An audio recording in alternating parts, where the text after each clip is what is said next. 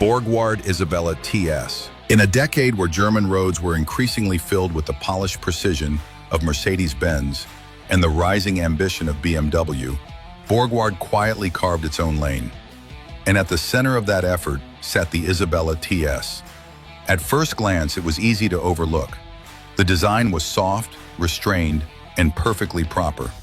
No hood scoops, no flared arches, no sense of urgency.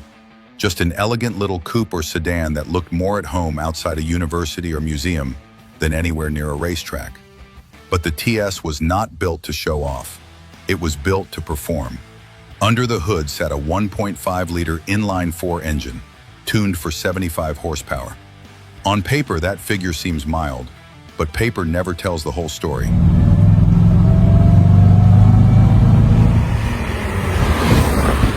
The Isabella was a lightweight machine, tipping the scales at under 1,000 kilograms. That meant the power-to-weight ratio was more than respectable. When paired with a crisp 4-speed manual transmission and fully independent suspension, a rare feature for a mid-market car at the time, it transformed into something far more capable than its appearance let on. The TS could cruise effortlessly at autobahn speeds, and more importantly, it offered balance and composure in the corners that surprised anyone who underestimated it. Drivers who knew how to work the gearbox and keep the revs in the sweet spot could unlock the car's hidden energy. And for many, it felt more engaging than some of the more expensive luxury sedans of the time. But despite its strengths, the Isabella TS never got the chance to rise to stardom. Borgward, a company with big ideas but shaky finances, collapsed in 1961. The TS became a casualty of corporate instability, not poor design. Today, the car is more of a whisper in German automotive history than a headline. You won't see it at major concours events. You won't find it mentioned in books about performance icons. But to those who know, the Isabella TS holds a special place. It was a graceful sedan that had no business being that quick, no intention of showing off, and no problem keeping up with faster company. It was, in every sense, a true sleeper. And just as the Isabella showed how subtlety could hide speed, the next car decided to ditch subtlety entirely. It still came from a small German company, but it traded elegance for raw noise, featherweight design, and an engine that sounded like nothing else on the road. Number 6. DKW SP1000 Roadster. At a glance, the DKW SP1000 Roadster looked like it had just rolled off an Italian design sketch. With its sculpted fenders, smooth profile, and low-slung roadster stance, it gave the impression of something meant for the Riviera. In fact, many people who saw it for the first time assumed it was a coach-built import. The nose resembled an Alfa. The tail had just enough flair to suggest something more expensive. But what lay under the skin told a very different story. This was no exotic V6 or high-strung inline-4. The SP1000 was powered by a 981cc, two-stroke, three-cylinder engine that made just under 60 horsepower.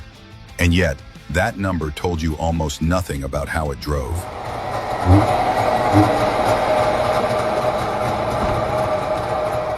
Because the DKW was incredibly light, barely tipping the scales over 700 kilograms, pair that with front-wheel drive, a close-ratio 4-speed manual gearbox, and a chassis tuned more for agility than comfort, and you had a machine that came alive on tight back roads. It revved high, it buzzed, it popped and crackled like it was angry to be standing still. While it would never outrun a big Mercedes on a straightaway, it could absolutely dance around it once the road got interesting. Driving the SP1000 was never about raw speed. It was about feedback and motion. Every input felt immediate. Every corner begged to be attacked. And the more you pushed it, the more it responded with surprising balance and poise. For a car that looked like a fashion statement, it delivered something far more meaningful. It was precise, it was addicting, and it gave you the kind of grin most modern cars struggle to deliver. Today, the DKW SP1000 Roadster is almost forgotten. It lives in the shadows of better-known sports cars and never made it to the status of a classic icon. But that's what makes it so special. It didn't ask for attention. It didn't need it. It offered a rare combination of elegance and grit, wrapped in a lightweight front-wheel drive layout that no one saw coming. It looked like a cruise night trophy, but behaved like a rally stage regular. Enjoying this so far? Then stick around and hit subscribe. The next few cars are even more underrated, and way quicker than they look. And now that we've had our fun with two-stroke energy, it's time to meet a Ford that showed up in a suit but knew how to throw a punch. Number 5. Ford 17M RS P7 Series. This car never screamed for attention. There were no stripes, no bulging fenders, no oversized badging to hint at what it could do. The Ford 17M RS arrived dressed like a company car. It looked like something your neighbor's dad might have driven to work in the late 60s. But beneath the crisp sheet metal and clean chrome, there was something quietly capable. It didn't talk loud, but it always had a little more attitude than it let on. Part of Ford's European P7 series, the 17M RS was the sleeper trim for drivers who wanted just a bit more than what the base model offered. The secret sat under the hood, a 2-liter V6